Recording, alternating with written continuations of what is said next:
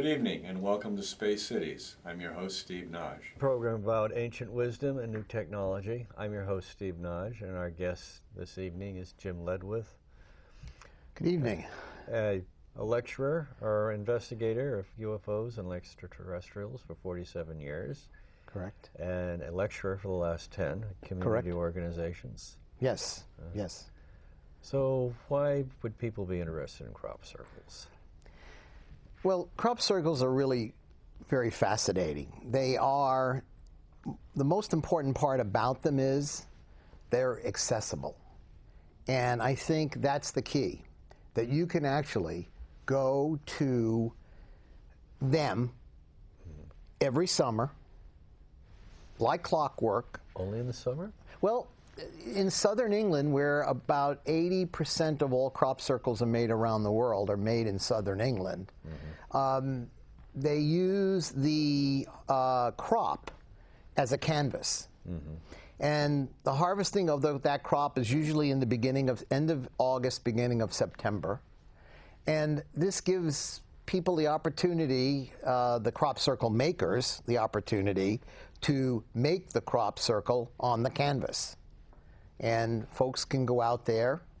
It is unbelievable how accessible it is for anyone to go, as long as you can get to southern England, which is about an hour and 20 minutes from London. So you go there and you'll join thousands and thousands and thousands of other people out there in the crop formations. And it is an experience of a lifetime. Oh. So you need permission from the farmer to walk on his field, though. Well, let's talk about the farmer. Yes, you're right. The farmer is farming, and there is probably liability for that farmer to have us out in the middle of the crop formations that are made on their fields. What some of the farmers have done recently is they've put little contribution boxes where you go enter the field, and so you drop a couple of pounds, $4, $5, $6 in, and you go in. Now, unfortunately, it's created another problem because people are robbing the donation boxes. But some of the farmers are receptive. We have interviewed one in particular, and others will immediately get out there and harvest that crop the morning after they discover the crop formation, which is primarily done in the evening. So the farmer rarely sees the formation itself? I think the farmer does see the formation. The farmer sees the formation in the morning. You know, somebody may come running into him and say, "Hey, boss, you know, we got a crop circle out there." You know, he's going, "Oh, darn." And, you know, and so he goes out there and he husks the corn or the wheat or the barley or the oats or the rye or whatever the crop may be. And they do it in many, many different crops, the crop circles. I know some of the circles are nicely shaded, so it's... Some, yes, yes, yes.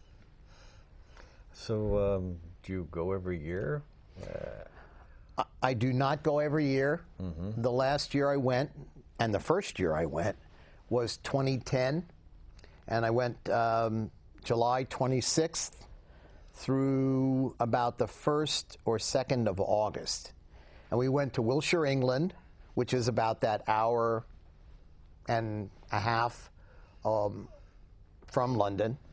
And we stayed at a bed and breakfast. And we had a guide. And by the way, I recommend anybody that goes out there, and by the way, I totally recommend if you get an opportunity to go out there and experience something which I believe is out of this world, is have a guide. You can go to Google. There are a lot of great guides that are out there that have lots and lots of experience, and some really nice bed and breakfasts that we stay in out there.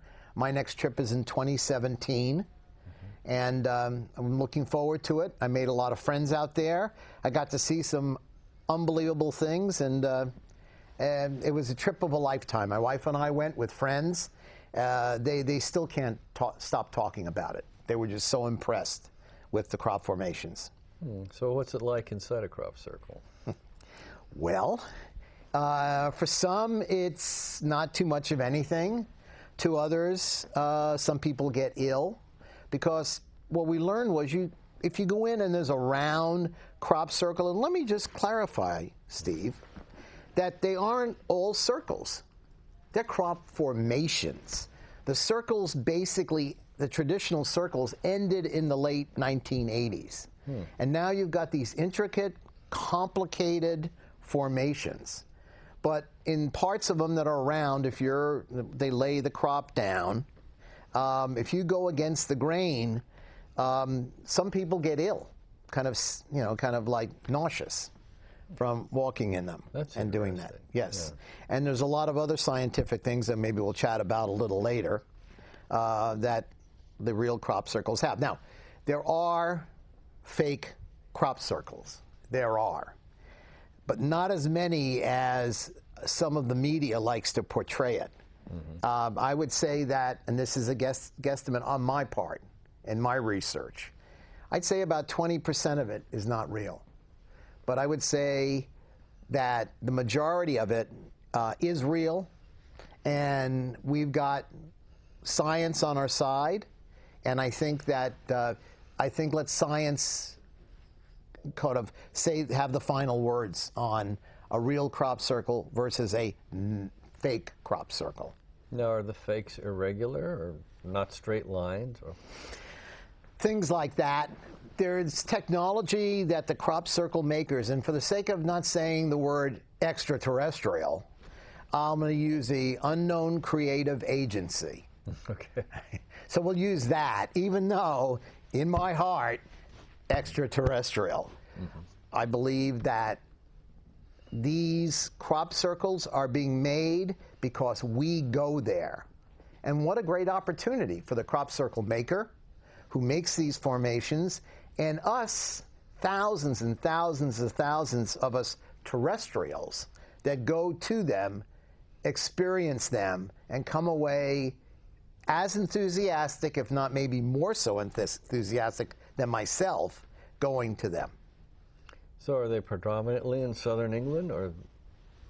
They're predominantly in southern England. They are, I would say, as I said earlier, I would say about 75–80% of them made around the world are made in southern England.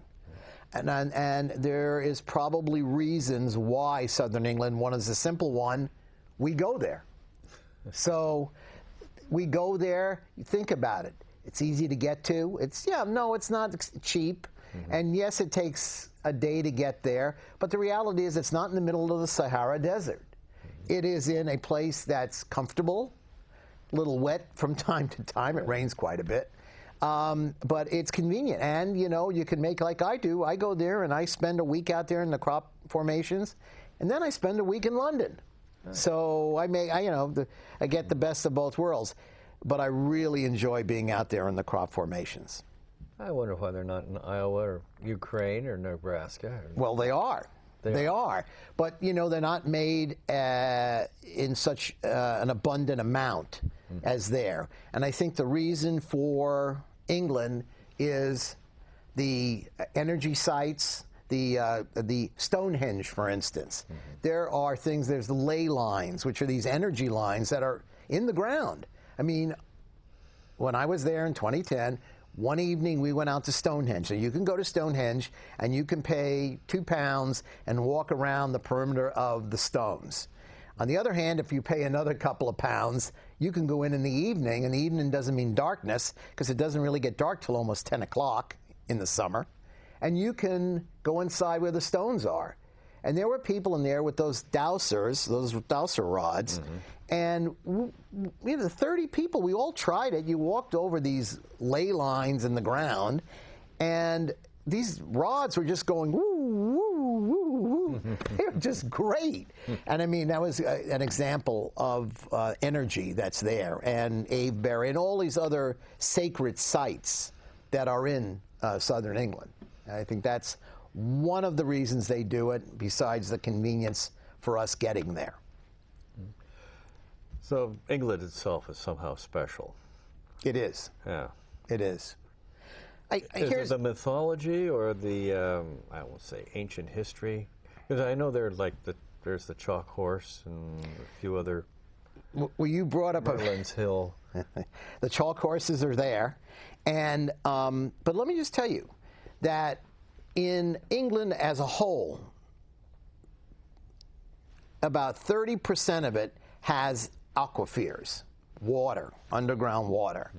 And between the surface and these aquifers is chalk. And one theory I've always had is that it rains, water permeates through the chalk into the aquifer, and it kind of, in a way, potentizes the water. And there may be a connection between the making of crop circles and this potentized water. And by the way, 95% of all crop circles made in the United Kingdom are made over aquifers. I mean, it's like almost an impossibility, but it isn't.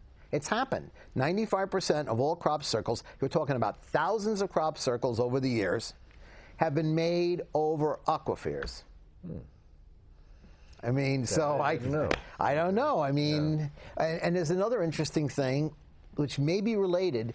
Wherever I have gone in my week, in the 25 formations that I walked in, and yes, I flew over 40 of them or 35 of them, but the ones I walked in, I looked around, there was something always electrical going on. A cell tower, high tension wire.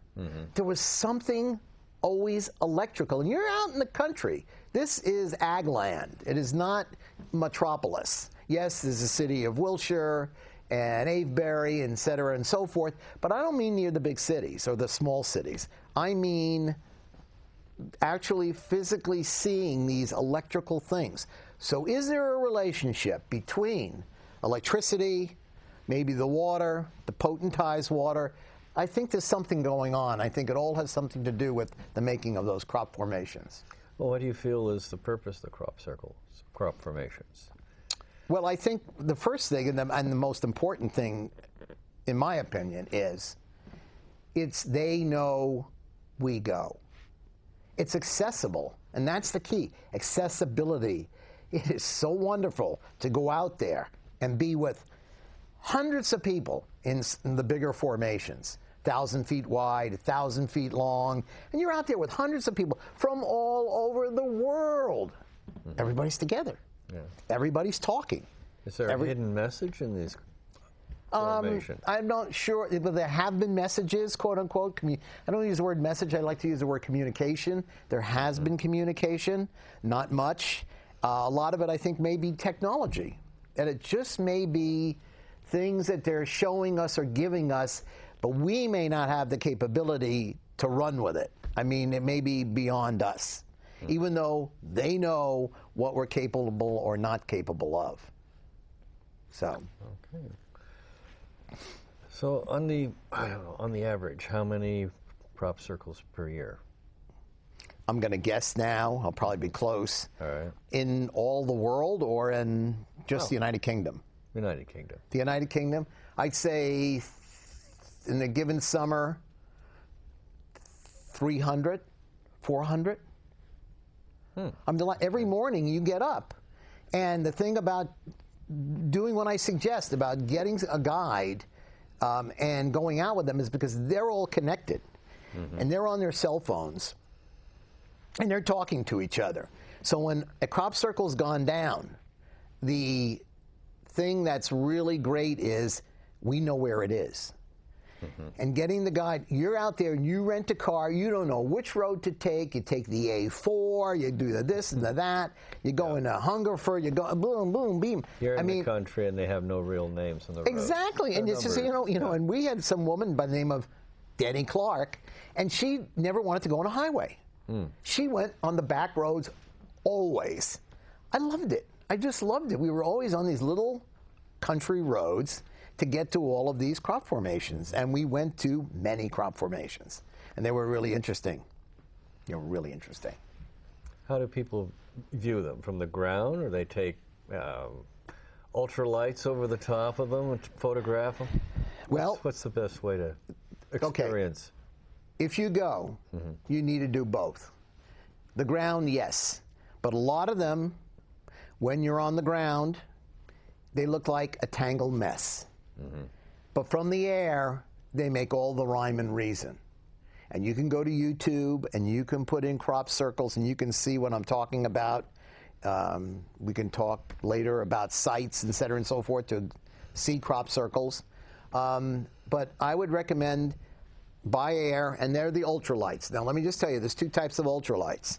One is the one, they wrap you up like the Pillsbury Doughboy, and you and the pilot are flying on these ultralights outside, outdoors.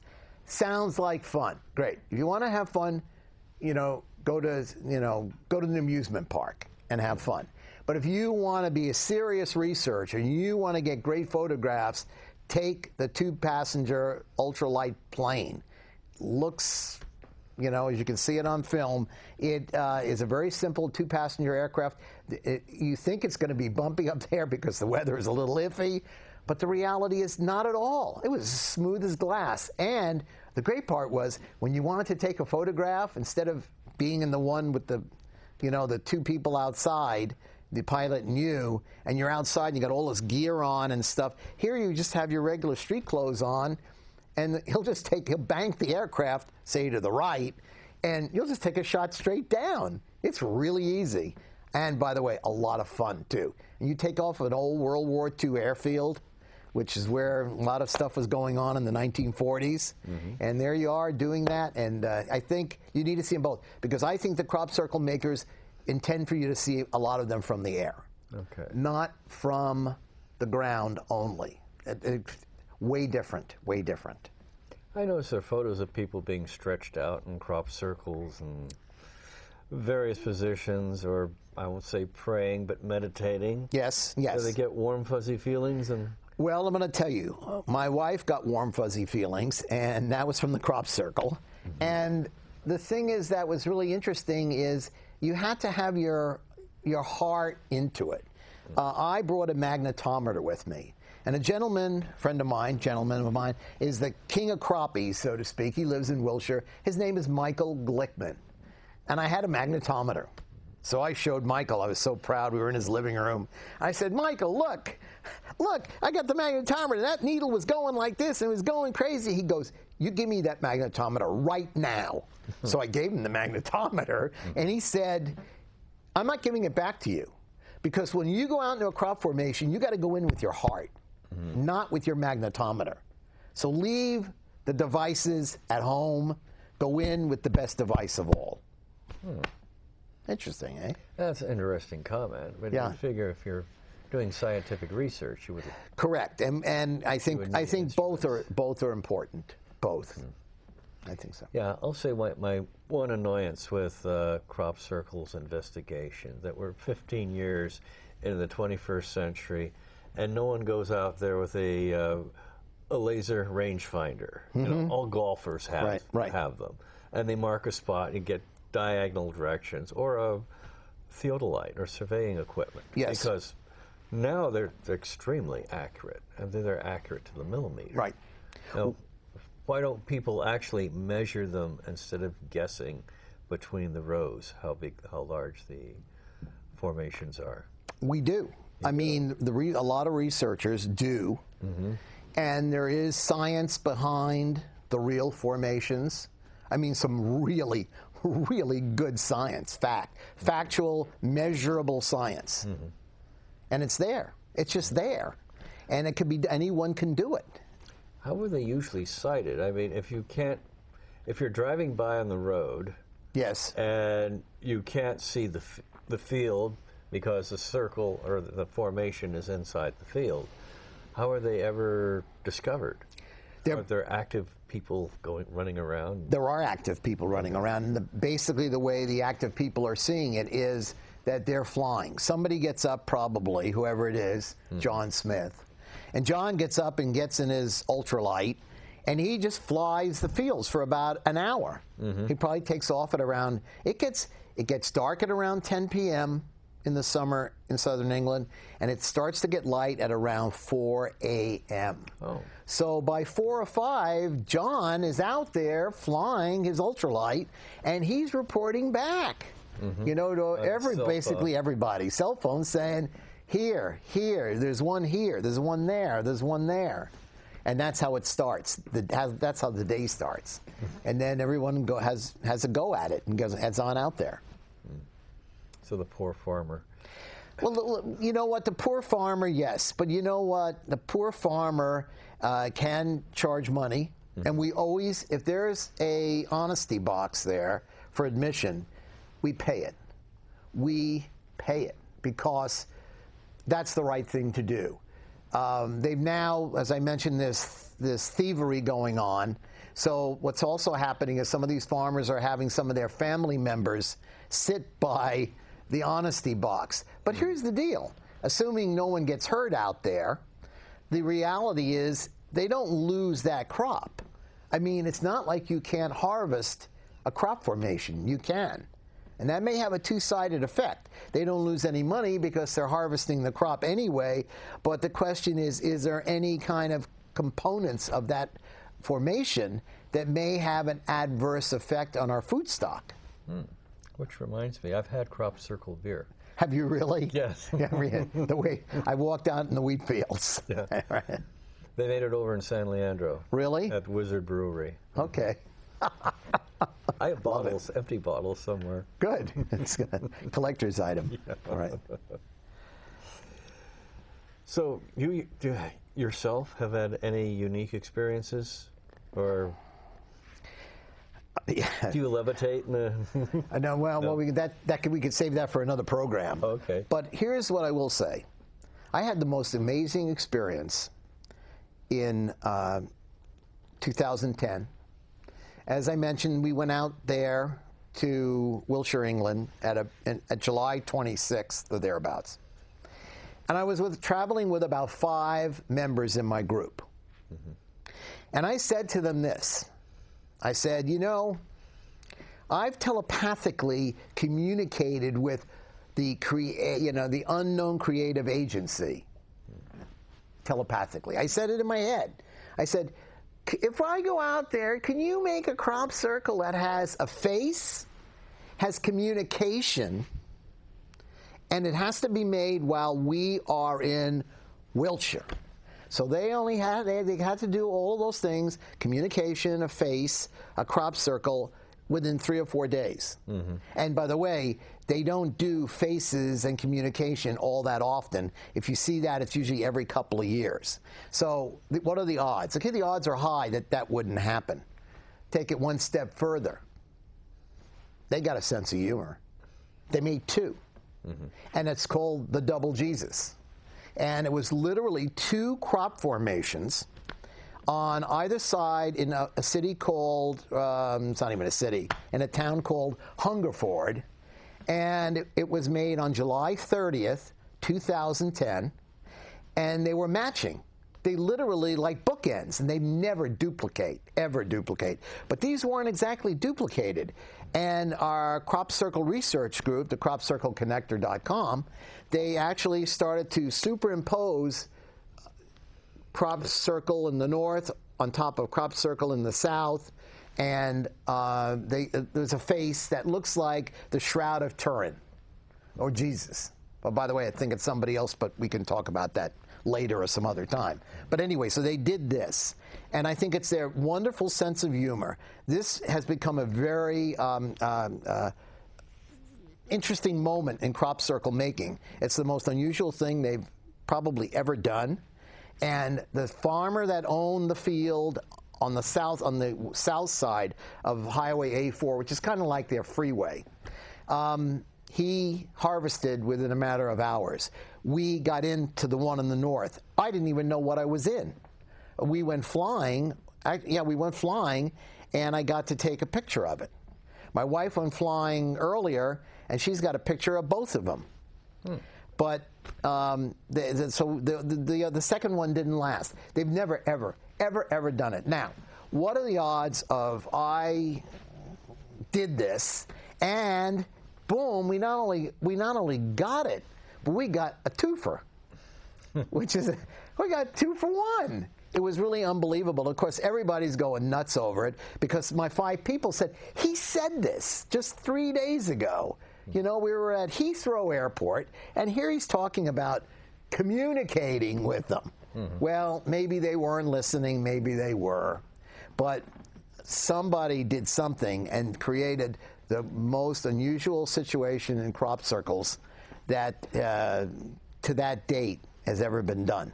And I want to say that I had a part in it because it makes me feel good. And but the reality is I may have had nothing to do with it. I had nothing to do with making it. I just was maybe inspirational, and having the crop circle makers who know that for 47 years I've been out here beating the bushes saying, hey, you guys, pay attention. There's stuff going down. We should pay attention to it about UFOs and extraterrestrials. And they said, you know, we'll give the kid a break. You know, we'll give him the double Jesus. So anyway, so that I'll never, ever forget that. Neither will a lot of other people that were with me. They still say, I can't believe it happened. Who actually decides if the crop circles have been faked or if they're real? Well, there are scientific experiments that can be done, about 7 or 8 of them. And basically, they'll tell you, you know, whether they're not fake. Real, who makes real? Is it the real ones made by extraterrestrials? Are they made by some unknown, you know, creative agency? I don't know who makes them. I believe it's extraterrestrials. I believe there's also multi-species that are visiting this planet. And I don't know about the word visit. They're on this planet or involved with this planet. Or interdimensional. Yeah, or interdimensional or anything like that. The reality is I think some are more benevolent. I think the crop circle makers are benevolent. I don't think there's malice to this. I don't think it's some kind of plan. Because all they need to do is they can do this, you know, shoot bursts of energy and before we have germination of our plants, and they can starve us to death in 2 or 3 years. Our food stock can go away. They can do it. They got the capability to do it. So if they really want to not have us around, they don't have to have War of the Worlds. All they need to do is have those great little orbs, beach ball size orbs, doing their business and just zapping every, you know, food stock around the world, and we're toast. We're done in a matter of time.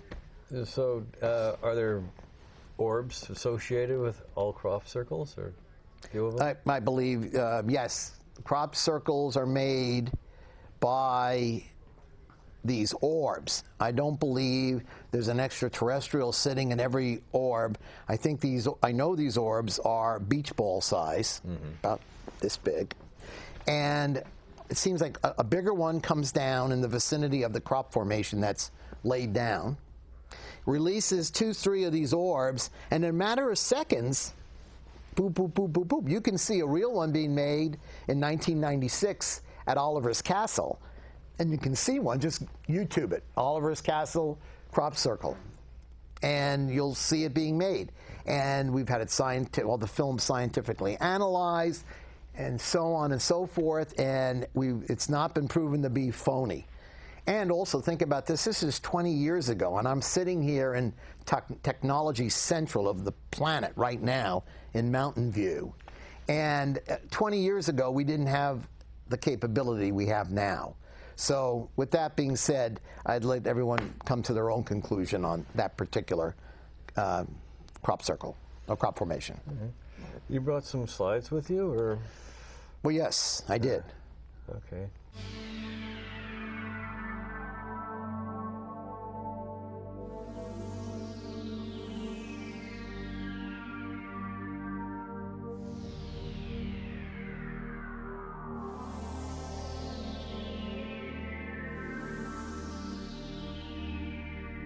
Every summer, hundreds of these strange patterns appear in fields all over the world. What on earth are they? Who has created them? Why do they do it, and what is their meaning? It happens in wheat, barley, oats, rye, rape. It happens in sand and even in snow and ice during the winter. It happens where the landscape can be used as a huge canvas.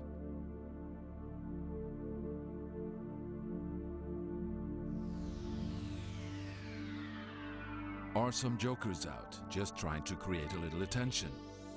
It's easy to jump to that conclusion, but that's before you take a closer look at this phenomenon.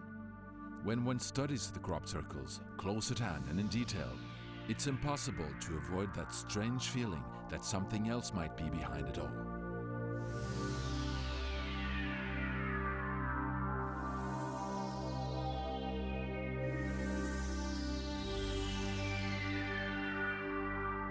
It's impressive to see how the crop has been laid flat.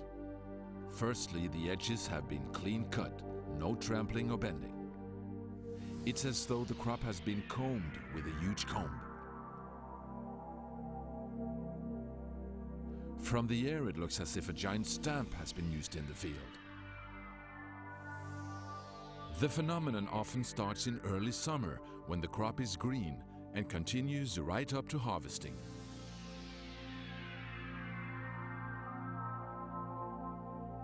How many tour guides? I always thought that the crop circle business was, I'm presuming that's more of a business now, but whenever Denny Clark, we used to interview here a few times, Right. There weren't that many groups actually going over. And it's hard to imagine like there are thousands of people in one crop circle. You know, do they take tours of 15 or 20, or just everybody's lined up at the airport ready to see the next one? No, what happens is there's maybe, I'm going to guess, about 24 guides, and they have vans. And the groups usually are 4 or 5 or 6 people. Okay. And what happens is usually on a given day, say end of July, you may have 3 new crop formations that were laid down. So whoever is staying nearest to them, you go there because it's just geographically desirable. So you go there. So it's there, but in some of them, I mean, there's hundreds of people. And somebody to be there, it's like the United Nations. So they're at their B&B waiting for the phone call? No, not necessarily, because we have a lot of sacred sites. So if there's downtime, and sometimes there is, you know, we go to a sacred site. And we are doing this or doing that. And then all of a sudden, it's sort of like working for the fire department. They're going ding, ding, ding, ding, ding, ding, ding. We're going off to Hungerford because there's a new formation there. And when you come in on the ground, you have to walk in these, you'll see the tracks in the pictures. Those are tram lines. And those tram lines are for the farmer to seed and to cultivate their crop. It's also a path to get into them. But interestingly enough, the unknown creative agency who makes the crop formations has created paths actually in the crop formation. So we don't trample everything, and though you do see some trampled. Most of the time, they actually provide a pathway, which is absolutely amazing. I mean, just absolutely amazing. Well, if you were a skeptic, though, they would figure, well, someone made the circle or formation. Yes. And then they've got an exit pathway. So That's correct. I'm not sure. They must, I don't know where they're planning it, whether it's with the orb. I think it's sort of like the old laser printer, or, you know, it's like, you know, they just up there, they go out there and they do this. And was it programmed before? Yes, it was, probably so. There's some really intricate, detailed things that you'd need 200 people weeks to make, some of them. You know, they got 400 component parts. How do you make it between 10 p.m. and 4 a.m.? And whenever they do it on TVs, they go in with a moving van and 50 people and Klieg lights in the middle of the night. Yeah. And it's like the farmer, nobody's going to see those. Exactly. And then you'll have someone come on to some program, like on Fox News, and you had a gentleman, a very famous professor, I believe at NYU, named Michio Kaku. And saw Professor Kosh, and he says that the crop circles are made by ropes and boards, okay, and lasers, and microwave ovens. Excuse me, microwave ovens? What do you? They said he says you take. The door. He says you take them apart. It's on YouTube. Put Michio Kaku and see what he says. I'm ashamed of for him. I can't believe he said that. You're going to have it hooked up, and you're going to kill it. On a big extension cord, by the way. And you're going to cook your brains out when you... Exactly. And you better have about 40 of them, because how are you going to make this big 1,000-foot by 1,000-foot formation with 400 parts? Not with one microwave. So I really like Michio, and I think he does very good work. But him to get up there and say that, it's just an insult to all of our intelligences. Yeah, it makes no practical sense. No. And he said that. As a matter of fact, even the Fox News newscaster said, I guess I'm going to need a long extension cord. So you're going to have a generator out in the truck and a 100-foot extension cord. Oh, yeah, but you better have about 50 other trucks and 50 other extension cords, because it's not going to happen. You go, those lines that you're seeing here in the film, between those tram lines, those are 60 feet apart. So we're looking at one now that's about 400 feet long.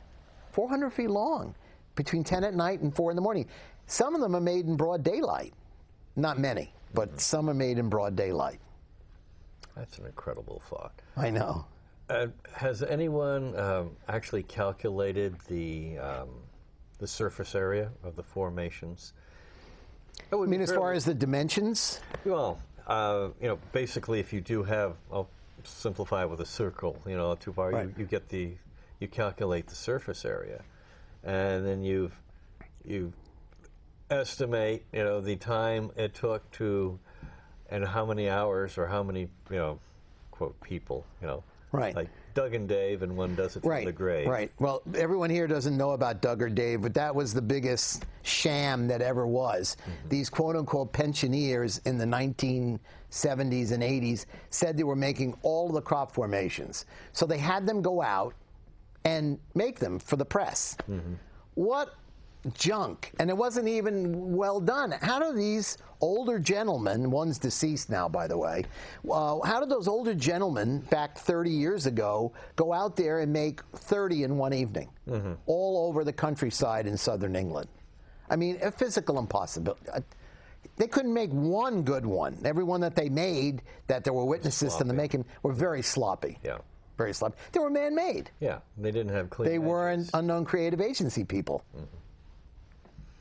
I know skeptics say people can make them, but I always wonder, where would you practice? And here's a football field, an indoor warehouse the size of a football field, so you can practice. Well, and here's another thing. They never want notoriety. So they've been making them for 40, 30, 40, 50 years. I mean, by the way, crop formations or crop circles have been going on for hundreds, if not thousands of years. But the crop formations as we know them, the intricate ones, let's say past 30, 35 years. So nobody wants to say, hey, I did it. Hey, I did it. I know that. Yeah. That's right. Take some credit. And one group is known as Team Satan. So Team Satan, you can hire. National Geographic did. Right, National Geographic? Remember you hired them? Okay, we're not going to say any more about that. We'll move right along. And they make them all over the world, right? Well, I guess they'll have to, yes. But they're not made in the volume that they are in England. But yes, they are made all over the world. And they're made in snow, and they're made in sand, and they're made in crops. I mean, these are things that are tangible that we can visit. And that's why Southern England, it's accessibility. We can go there. We can touch them. We can feel them. We can see sometimes scientific projects going on right in front of your very eyes.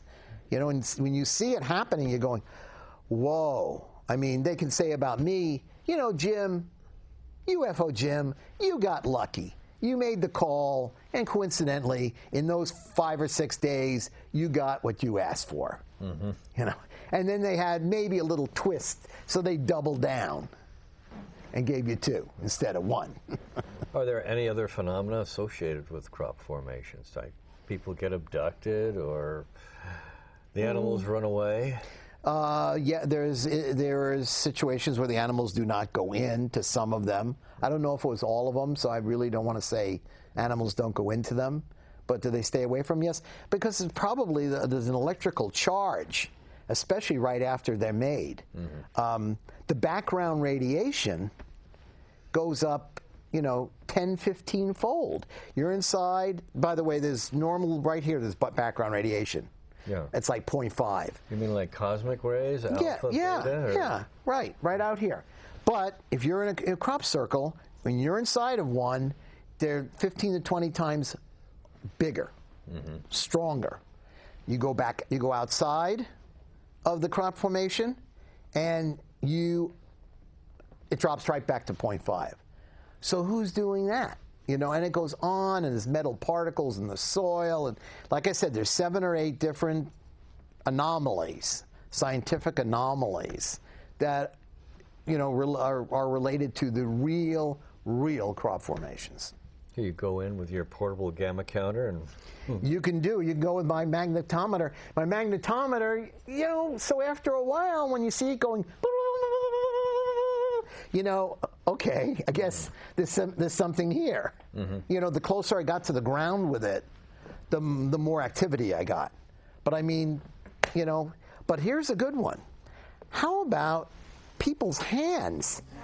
And this happened to my wife right in front of me. It hadn't happened to me, but I was Mr. Magnetometer. But anyway, you put your hands out, and you're going to get white, red, white, red, white, red. What's doing that? Doug and Dave aren't doing that. These are you in the middle of these crop formations, and 30% of the people in the formation, or 40% of the people in some of the freshly made crop formations, they've got these things in their hand: white, red, white, red, white, red. Got it on film. I don't know what else to say. So it's not like prana or anything. It's not like prickly. Yeah. No. It's just all of this stuff.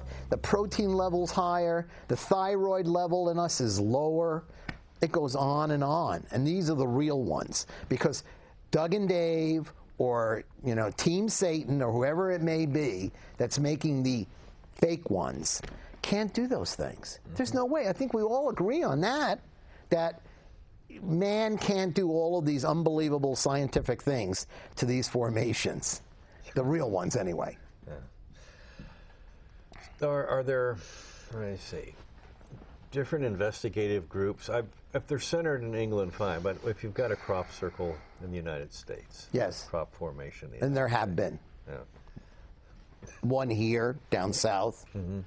Right near so you actually have Salinas. Okay, you actually have an agency that's ready to go and get out there and make the measurements. And no, I don't. I don't. And that one, I believe, was a publicity stunt. There was one up in Fairfield that we were in, and that was about 8 years ago, right off of I-80. And we were in it, and the thing that I just brought a compass. Put the compass down on the ground. Nothing happened. That compass was right as rain. It was not doing anything. So I just assumed it wasn't real. It was made, I think it was Paul's Produce was the name of the produce stand that was right near there. And they had T-shirts, Paul's Produce. So maybe Paul had, I'm not saying, Paul, you did it. I'm not saying that. We're going to say E.T. did it. But that being said, here was the amazing thing about that crop formation. The people. We had priests. We had rabbis. We had Buddhist monks. We had, and that's just the religious folk. What about the non-religious folk? We had every ethnic group you can think of out there. Everybody was attracted to it. That is the reason that the crop circles are a great connector for us. And the crop circle makers, they know it, and they're going to do it. And maybe if they want to give up on us, I guess they can stop. But there are other civilizations here, other species that have other plans that are not being so benevolent. But that's another program. Okay. I'm just wondering why they don't make crop circles and sagebrush, or maybe find a forest somewhere, you know, it's going to be logged and make a crop circle. Something can really... They do them in sort of strange areas. What, you know, I said sand and snow and ice. So I don't know about logging, but it's an interesting thought. Yeah. The loggers won't make any money, though. Well, that's true, but the trees would all be laid down in a pattern. In a pattern, yes, in the same circle. Well, they do it in a lot of, I don't know about that, but maybe they do. I know they do. I've seen it done in ice and in sand, which is amazing. Ice would be interesting. Yes. Yeah. It looks really light. It's not deep into the ice. So they might have crop circles in Iceland? Very good. They may. Maybe even some in Finland. I don't know. All right. How about, I'll say Soviet Union? I mean, England is known. Now, if circles appear in other countries, is there a news blackout or people go in and have fun? Like there are whole areas of Argentina, like the Pampas. That would be great for circles. I think the crop circle makers, one, are very attracted to southern England for the reason of the energy sites and the spiritual sites, et cetera and so forth. But one of the most important parts is accessibility. It is easy. I mean, it seems like it's not easy. We're sitting here in Mountain View. I'm talking about Wiltshire, England. Yeah. You know, you got to fly to London and then drive for an hour and a half to get to Wiltshire. But when you think about it, that's not so difficult. The Pampas in Argentina is more difficult. You have to fly to Argentina, which is twice as long a flight to start with. It's going to cost twice as much. Another thing is cost. If people can't afford to go somewhere, in the case of England, they can come across the channel from all of these countries. You ought to see all the Scandinavian countries, the people from Scandinavian countries that are in southern England. Because for them to get there is, you know, half a day. It is, yeah. And so you have access to so many millions of people. And then for us, a lot of us go to England anyway. So I think it's accessibility. In Russia, it'd be a lot more difficult. Well, South America isn't that bad. Plus, don't those people feel left out? Well, it may just be the way it is. Hey, here's the thing also. What about the bed and breakfast? And what about the best part? The pubs. Oh, definitely. No, I'm going to tell you, you go there, when you go to Wiltshire, it's the barge in, kids. It's the barge in. It is so much fun. I know I was asked about 3 different nights, do I want to do a night watch? I'll be perfectly honest. I'm an investigator. I'm a researcher for 47 years. And I said, nah, I'd rather just stay here at the pub.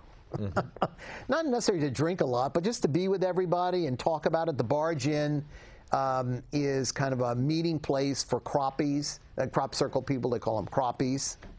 And so it's kind of a way to get together and talk, and people talk about the day and what they're going to do the next day. And it's just a lot of fun. In Russia, I don't think they'd have the same exact thing. Vodka. Vodka. Well, yeah, everybody can be happy at that level. Yes, yes. So what was your first crop circle? You've been doing this for 47 years. I've been doing it for 47 years. You know, my first crop circle was about July 26th, July 27th, outside, not in Wiltshire. And I don't remember the exact town. 1926? No. In 2010. 2010, July 26th was my first crop formation. And the first one, and I've got pictures of it, we may be showing that on the program, people come in and go, it's a phony. And I said, okay, I hadn't even been in it yet. It was down this hill. It was good to see because from the hillside you can get a good shot of it, and I did. You didn't have to fly to see it. And everybody's going, oh, it's not everybody. A lot of people going, it's phony, it's phony, it's phony. Well, the reality was, I don't think it was phony, but the reason they said it was phony is they said they were doing a night watch the night before, and it grew. I said, what do you mean it grew? You mean like a plant grows? Yeah, the new sections got added on. And I said, and so the problem is, they said, the problem is that, you know, it's a phony. I said, did you see anybody down there? Well, we were sleeping. I said, well, I thought you were all taking watching down there, doing a night watch. Yeah. They said, well, we were, but they may have been doing a little drinking. So maybe they really weren't focused. on the field. But look, if somebody's down there making them, they're going to need lights. They're going to need things. They can't just be out there in pitch black. They're going to make a little noise. And they got to make a little noise. And you're sitting on the hillside right above it. You're going to hear them. Hey, Bob, you got the rope? Right. No Bob, no rope, but they said they weren't real. And I believed it until I dealt with some researchers a few days later, and they said, that was a real formation, Jim. Did you really go into it? And I said, well, just briefly, because those people were saying it was phony. And they said, well, it was your first one, so, you know, you'll get used to this, and et cetera and so forth. So I got into many of them, and I flew over a lot more. So for the extraterrestrial part, you've been doing for 47 years. Yes. What originated that interest? Well, we'd probably need another hour, so I'll just briefly say abduction.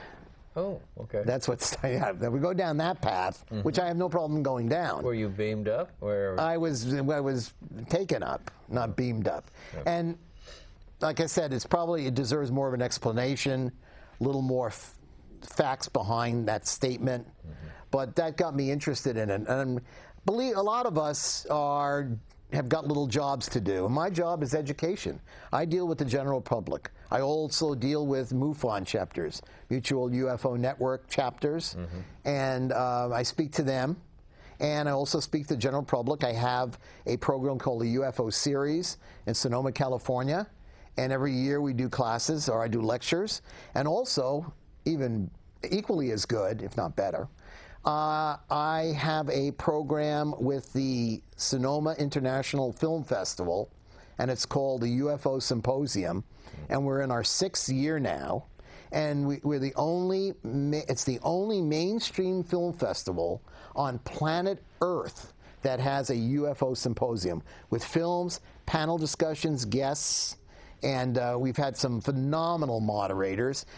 Next year, we're supposed to have Peter Coyote do it with me, and we're going to have filmmakers, and it's really going to be a great presentation next year. And the general public is invited, free. I pay for it. I donate some money to the film festival, and the doors are open to the general public, besides people that attend the film festival, which, by the way, I attend also, and it's a great film festival, and it's a very mainstream film festival.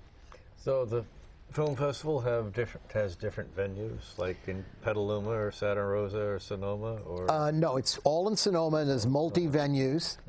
And we usually do 2 films and a panel discussion.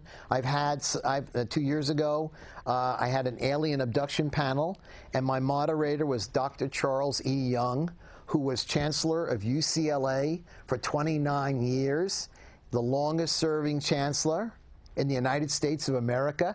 He was the moderator of an alien abductee panel. We had 4 people on the panel that claimed that they were abducted by extraterrestrials, and he was the moderator. Last year I had a newscaster by the name of Don Sanchez, who people in the Bay Area probably know, and next year I'm hoping to have Peter Coyote if he doesn't get a film job. Okay. Now on the panel, do they have therapists or?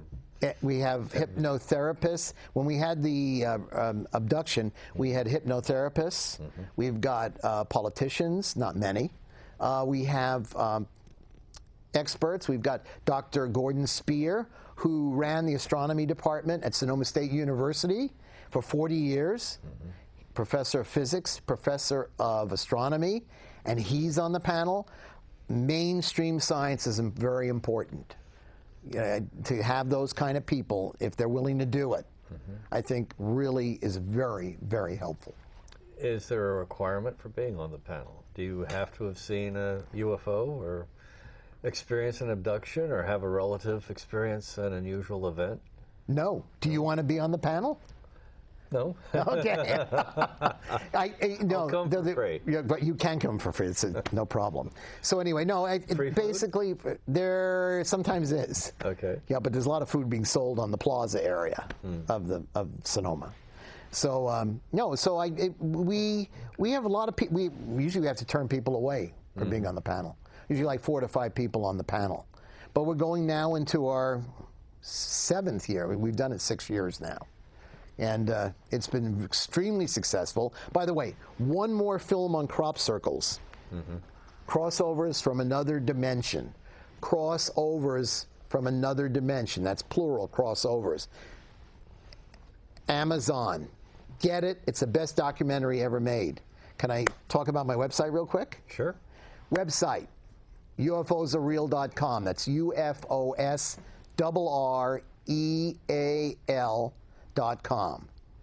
UFOSReal.com.